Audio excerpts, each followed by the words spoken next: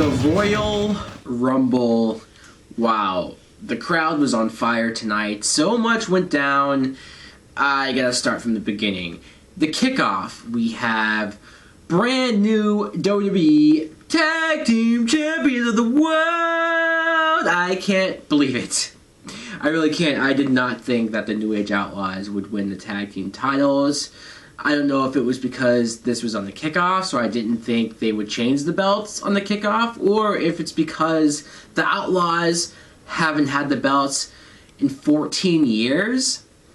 You're telling me that these guys are here to have a tag team title run. Wow. Shocking. They beat Cody Rhodes and Goldust. Maybe this will lead to these two fighting at WrestleMania, but as it stands, I don't really know what's going to happen with that. But to the actual pay-per-view, Bray Wyatt defeated Daniel Bryan. Now this match, easily the match of the night. Not only from crowd participation, but they put on a hell of a match. This might have been Bray Wyatt's first one-on-one pay-per-view match, but he's a hell of a worker. And Daniel Bryan, he always has the best match of the night, and the crowd was electric for Bryan. They love Bryan. I love Bryan. Who doesn't love Bryan? This guy is the best worker in the company, and that's why we love Bryan. It's not just because it's fun to chant yes, it's because this guy deserves some respect. He deserves that main event level. He works so hard, and I don't know what more Triple H and Stephanie need. I don't know what more we can do to try to get this guy over. The Hall of Fame panel, Ric Flair, Hacksaw Jim Duggan, and Shawn Michaels. It was great to see these guys talk, especially Ric Flair. I'm surprised they gave him a live mic after that whole fiasco of him being drunk. And even them talking, you could tell Josh was desperately trying to get control of that situation, but no, Flair can talk for as long as he wants about almost nothing, and it's still entertaining. Brock Lesnar destroyed the Big Show. I don't even want to say he beat the Big Show. No, he just destroyed him. He attacked him with the steel chair.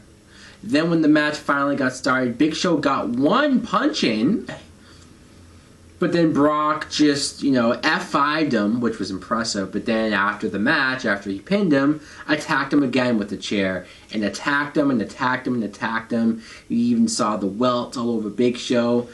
I can admit that this match was disappointing, but at the same time, even look at my predictions video for this show. I didn't expect anything or too much from this match.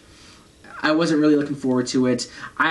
I know that Brock is limited in the ring now. He's just a striker, strict MMA type style. I wasn't expecting a great match. So disappointing, maybe a little bit, but at least it was Brock being vicious, aggressive. He got sort of that title back of being this guy that you fear. The WWE World Heavyweight Championship match. Randy Orton defeats John Cena.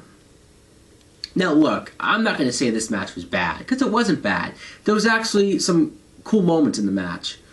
The problem is that I personally have seen this match at least 25 times in the last, 5-10 years. And more importantly, we just had this match last month. And there comes a point where you're sick of seeing not only the same matches, but the same wrestlers in the same main events, in the same title matches, over and over again. Yeah, I'm a little sick of seeing Randy Orton with the belt or in the main events, but I'm even more sick of John Cena being there. And I know I've made a video before saying how much I hate John Cena. I know I've gone on at length about the reasons why I don't like him. Look, I don't dislike him as like a person. He seems like a nice guy, all that stuff, but you get tired of the same type of matches that he puts on where, okay, it's cliche to say this about the guy, but he really is one of the most limited guys in the ring. Not to say I've never seen him have a great match, but it's just you don't care. You see him with the same routine. It's like watching Hulk Hogan in the ring. You're going to watch him get beat up for 2/3 of the match. And then the last of it is finisher, finisher, finisher, John Cena's going to kick out of every single finisher, even his own finishers that Randy Orton was doing to him. And then you come to a point where, alright, Cena has to lose the match, I guess. But you can't have Randy Orton beat Cena cleanly. I thought the whole point of this match was for Orton to prove himself and for it to be like, hey, he can beat Cena straight up. To prove, unlike last month, because it was a stipulation and craziness. So he was supposed to beat him straight up. I was hoping for that. But you have the Wyatts interfere. And then they attack Cena after the match. Now, if this doesn't sort of prove the rumors to be true that Bray Wyatt very well will face John Cena at WrestleMania, it seems like it's going to happen more so than ever now. Okay, I'm for that match, actually. If it gets Cena out of the title picture, if it further elevates Bray Wyatt, I think this could be something that we need from Cena. A break from the main events, a break from the titles. Let's see what happens there. Now, we had an interview with the New Age Outlaws, and they were basically celebrating their win. Good for them. Nostalgic? Yes. It was nostalgic to see the Outlaws with the belt. We'll see how long that lasts. Then they had a collection of Superstar Rumble promos, which was cool. I don't think they've ever done it like this before, where it was just like back-to-back, superstar after superstar, them saying why they're going to win the Rumble. That brings us to the Royal Rumble match. Now, I took notes as the match was going on, so I'm going to try to get through these notes as quick as possible. CM Punk was number 1, but we already knew that. Seth Rollins being number 2 was surprising, and the two of them lasting as long as they did. They lasted pretty much the whole match. Very cool. It was surprising to see Corporate Kane come out, suit and all. I was pretty excited to see Kane in the Rumble, though, because they said it's 15 straight years, 15 straight Rumbles that Kane has participated in. It just kind of sucks that it has to be this corporate gimmick because, yeah, it does make him look lame. Yeah, he gets eliminated in like a minute, so again, it just makes him look so weak. This guy from NXT, Alexander Rusev, I don't know if I said that right. I was quickly trying to get his name written down. I haven't watched NXT in like a good 2 years, which is disappointing. I want to see if I can maybe find a way to rewatch all of those just to see the talent that is coming from there, because I do enjoy seeing the people who are coming up. And the Royal Rumble could be your new way to have some of these guys debut. This guy was pretty impressive. He's a bigger guy, but he had some like high roundhouse kicks and he was quick in the ring. And I did like how it took 4 people to eliminate him. Now, Kofi Kingston, it's the Royal Rumble, so you had to know Kofi Kingston was going to do something crazy. But I didn't know how he was going to do what he did when he was taken out by Alexander, wasn't eliminated, he was put on the barricade, and then he jumps from there to the ring apron. It looked impossible. I still can't fathom how he did that. It's insane. And then later on, where he had his feet hooked onto the ropes when Swagger was trying to eliminate him, just Kofi Kingston is the most athletic guy there. It's too bad he'll never get a big push, though. Kevin Nash made a huge return. That was awesome. Roman Reigns dominates. That's what my note says. Roman Reigns dominates because he was eliminating people left and right. I didn't know he would be this impressive. I figured he'd have a monstrous type run here, but wow. And he actually ended up eliminating 12 people.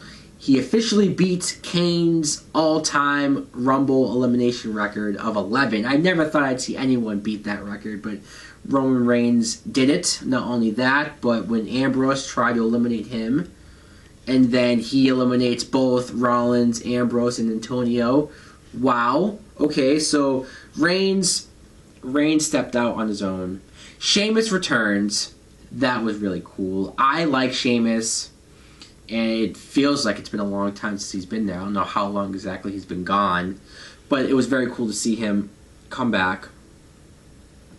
And El Torito, how random was that? I wasn't even expecting that. The little bowl midget guy, comes out there, actually did some cool moves, eliminated Fandango, which is like, wow, I remember when Fandango actually won matches.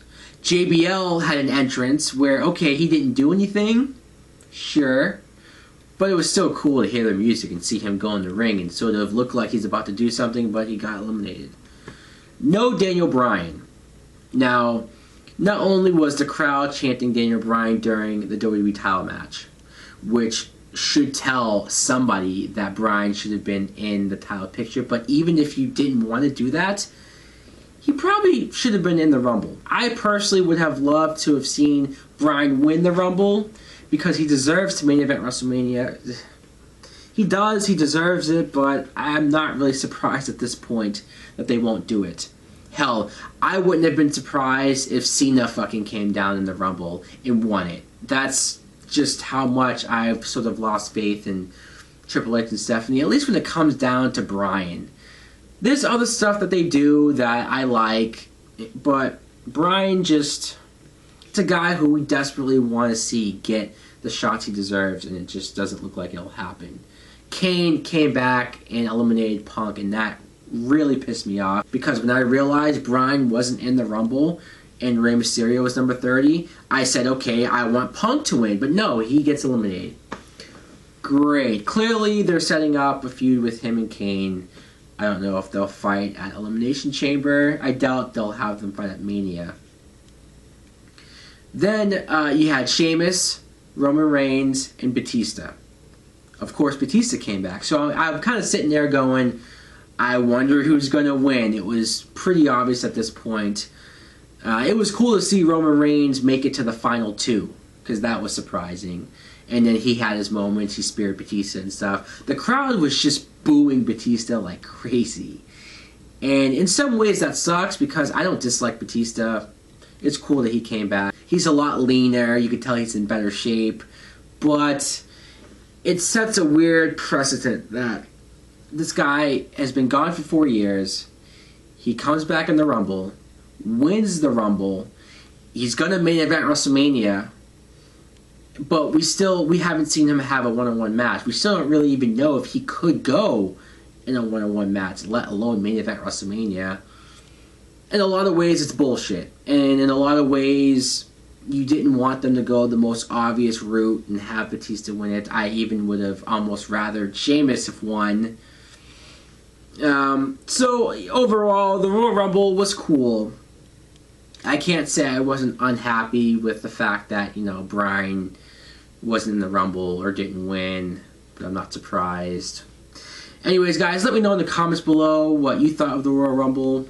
And also, too, we didn't have certain guys come back that I thought would come back. Jericho, Rob Van Dam. Where the hell's Christian been? Anyways, guys, thanks for watching. Like and subscribe. Later!